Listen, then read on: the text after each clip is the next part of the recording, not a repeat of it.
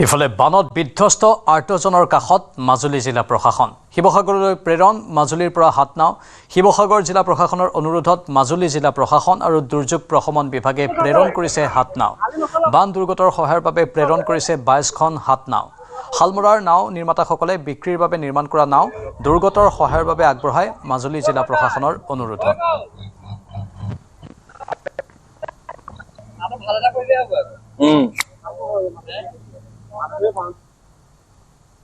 কালি ৰাতি প্ৰায় 1 বজাত শিৱসাগৰ জিলা প্ৰশাসনৰ অনুৰোধ ক্ৰমে মাজুলী জিলা প্ৰশাসনে আজি প্ৰায় 20খন নাও হালমৰা অঞ্চলৰ পৰা শিৱসাগৰলৈ পঠিওৱা হৈছে। বিশেষকৈ এই নাওখিনি আপোনাৰ তাত বানপীড়িত লোকসকলৰ সহায়ৰ কাৰণে পঠিওৱা হৈছে। যিকোনো ধৰণৰ ৰিলিফ ৰেস্কিউ অপাৰেশ্যনৰ কাৰণে তাত হেল্প কৰিবলৈ পঠিওৱা হৈছে। আৰু হালমৰাবাসী ৰাইজে আপোনাৰ তেওঁলোকৰ স্ব ইচ্ছাৰে নাওখিনি আমাক ল'বলৈ জনাইছে আৰু আপোনাৰ কালিৰ পৰাই যথেষ্টখিনি তেওঁলোকে আমাক সহায় সহযোগিতা কৰিছে। সহায় কৰাটো আমাৰ সকলোৰে কৰ্তব্য, কাৰণ বিপদ কাৰ কেতিয়া আহে কোনেও নাজানে। বানপানী মাজুলীতো হয়, আমাৰ ইয়াতো হয়েই। গতিকে আমাকো সহায় কৰিছে, শিৱসাগৰৰ পৰা আহি আমাকো সহায় কৰে, যোৰহাটৰ পৰা আহি আমাকো সহায় কৰে, গুৱাহাটীৰ পৰাও আহি আমাক সহায় কৰে। গতিকে আজি এতিয়া তেখেতলোকৰো অসুবিধা হৈছে বা বিপদ হৈছে, গতিকে আমাৰ সহায় কৰাও আমাৰ কৰ্তব্য। গতিকে মাজুলী জিলা প্ৰশাসনৰ ফালৰ পৰা যি সুন্দৰ এটা পদক্ষেপ ল'লে তাৰ বাবে আমি শলাগ লৈছো। আজি আমি শালমৰাবাসীয়ে সকলো আজি 20খন নাও বৰ্তমান শিৱসাগৰলৈ পঠোৱা হৈছে। প্ৰয়োজন হলে আৰু আমি নাও ৰেডি আছে, আমি পঠাব পাৰিম। তিতাবৰত অবৰ্ণনীয় বান পৰিস্থিতি। তিতাবৰ বৰবামচুঙিৰ কৈবৰ্ত গাঁৱত হাহাকাৰ অৱস্থা বানাক্ৰান্তৰ। বানে বুঢ়াই পেলাইছে নামচুঙি গাঁও পঞ্চায়তৰ কেইবাখনো গাঁও। অন্ন বস্ত্ৰ আৰু বাসস্থানৰ বাবে হাহাকাৰ কৰিছে বানপীড়িত ৰাইজে। নিজৰ ঘৰখন ডুব যোৱাত নিশাৰে পৰা বহু পৰিয়ালে আশ্ৰয় লৈছে গাঁৱৰ নামঘৰত।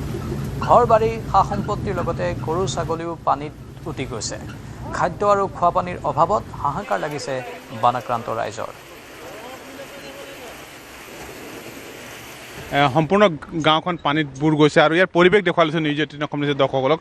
গাঁওবাসী আচলতে যি নামঘৰ আছে সেই নামঘৰত আশ্ৰয় গ্ৰহণ কৰিছে, যথেষ্ট অসুবিধাৰ সন্মুখীন হৈছে, কিন্তু প্ৰশাসনৰ ফালৰ পৰা তেওঁলোকক আশ্ৰয় শিবিৰত নিয়াৰ ব্যৱস্থা কৰা নাই। এই মুহূৰ্তত মই স্থানীয় যিসকল ৰাইজ আছে তেওঁলোকৰ পৰা মন্তব্য ল'ম পোনে পোনে। আৰু আপোনাৰ ওচৰলৈ আহিছোঁ, যথেষ্ট অসুবিধাৰ সন্মুখীন হৈছে। আমি নামঘৰলৈ আহিলোঁ, জুৰীয়া নামঘৰলৈ আহিলোঁ। এতিয়া আমাৰ খৰি খেৰ নাইকিয়া, গেছ চিলিণ্ডাৰ নাইকিয়া, নালাগে আঁঠুৱা এখন নাইকিয়া, খোৱা বোৱা খাবলৈ দিছে নেকি? চাউল কেইটামান দিছিলে, দাইল কেইটামান ৰাখিছে, মিঠাতেল অকণমান, সিমানে কালি দিলে, আজি বিতৰণ কৰিলে। আৰু এতিয়া যিখিনি এতিয়া পানীত সোমাইছে বুলি দিছে, বাকীখিনিতো একো অৱস্থা নাইকিয়া। পানীত গৈছে, বুৰ গৈছে গোটেই গাঁওখনে। আমাৰতো আজি আপোনাৰ 4-5 দিন হ'ল আমি এটা ঘৰ দুৱাৰ মানে কোনো মানে গোটেই চানচিট নাই, মানে সোমাব পৰা নাই, মানে ভিতৰত সোমাবলৈ এনেকুৱা ভয়ংকৰ পৰিস্থিতি। আৰু ইয়াত মানে ক'বলৈ বাকী নাই, গোটেই গাঁৱৰ চাবলৈ গ'লে মানে আধা আধি বুলি নহয় আৰু গোটেই গাঁৱে বুলি কৈছোঁ। আৰু দুখীয়া পৰিয়াল আছে গাঁওখনত, কিমান ঘৰ পৰিয়াল আছে?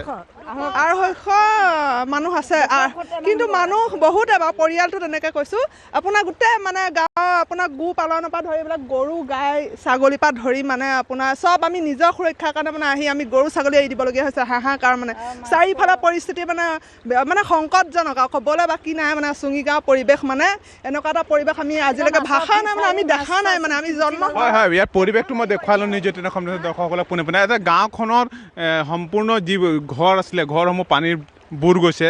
প্ৰশাসনে এতিয়ালৈকে আশ্ৰয় শিবিৰ তেওঁলোকক আশ্ৰয় শিবিৰলৈ নিয়া নাই। কেইবাটাও গুৰুত্ব অভিযোগ আছে, পঞ্চায়তৰ ফালৰ পৰা ৰেচন প্ৰদান কৰি থকা হৈছে, কিন্তু তিতাবৰ মহকুমা প্ৰশাসনে তেওঁলোকক কোনো সা সুবিধা প্ৰদান কৰা নাই। বাইদেউ, আপোনালোকে যথেষ্ট অসুবিধাৰ সন্মুখীন হৈছে, কিবা খালে নাই? আমি পুৱা ভাগৰ পৰা খালি চাহ খালোঁ। আমাৰ ঘৰ অলপ 1 কিলোমিটাৰ আগত আছিলে। আমাৰ ঘৰ আজি 4 দিন হৈ গ'ল, পূৰা বুৰ গ'ল। অলপ আগত আপোনালোকে গৈছিলে, দেখিছিলে। কিন্তু এতিয়া আমাৰ পৰিস্থিতিটো আমাৰ বেছি বেয়া হৈ গৈছে। মানে এতিয়া আমি থাকিব পৰা নাই আৰু গুচি আহিছোঁ। মানে আমি য'ত আছোঁ এটা সুতৰ ওপৰতে থকা নিচিনা হৈছে। মানে ঘৰটো বহুত আধা কঁকাল বুৰ গ'ল। ছোৱালী 2জনী ইয়াতে আছে। চব যিমান আমি শিবিৰ আছোঁ শিবিৰলৈ গুচি আহিছোঁ। কিন্তু পশুপালন আমাৰ এডোখৰত আছিলে, কিছুমান ছাগলী গৰু উটিয়ে গুচি গৈছে। হয়, ছাগলী গৰু পশুধন আচলতে উটি গুচি গৈছে। স্থানীয় ব্যক্তিসকল আছে, তেওঁলোকৰ পৰা অকণ মন্তব্য ল'ম। দাদা, আপোনাৰ ঘৰো সম্পূৰ্ণৰূপে যা গৈছে পানীত। আমি দেখিছোঁ ট্ৰেক্টৰে এতিয়া বৰ্তমান ধান উলিয়াই থকা হৈছে। দেখুৱাম ইয়াৰ পৰিৱেশ, ভঁৰাল সম্পূৰ্ণৰূপে বুৰ গৈছে পানীৰ তলত, আৰু ট্ৰেক্টৰে এতিয়া ধান উলিয়াই থকা পৰিৱেশ মই দেখুৱাইছোঁ। তেওঁলোকে ট্ৰেক্টৰ ইয়াত সোমোৱাইছে আৰু যিটো বছৰটোৰ ভাতমুঠি আচলতে তেওঁলোকে উদ্ধাৰ কৰিবলৈ চেষ্টা কৰিছে। ভঁৰালত মানে আপোনাৰ ধান থোৱা ভঁৰাল মানে পানীয়ে চুইছে আৰু পানীত মানে অনিষ্ট হৈছে, আৰু ভঁৰাল মানে এয়া ধান খালী কৰি আছে। খালী কৰিবলৈও মানে এলাপেচা ধান নহয় বহুত ধানেই আছে বহুত অসুবিধা হৈছে কঠীয়া চঠীয়া মাটিও ৰুলে মাটি গ'ল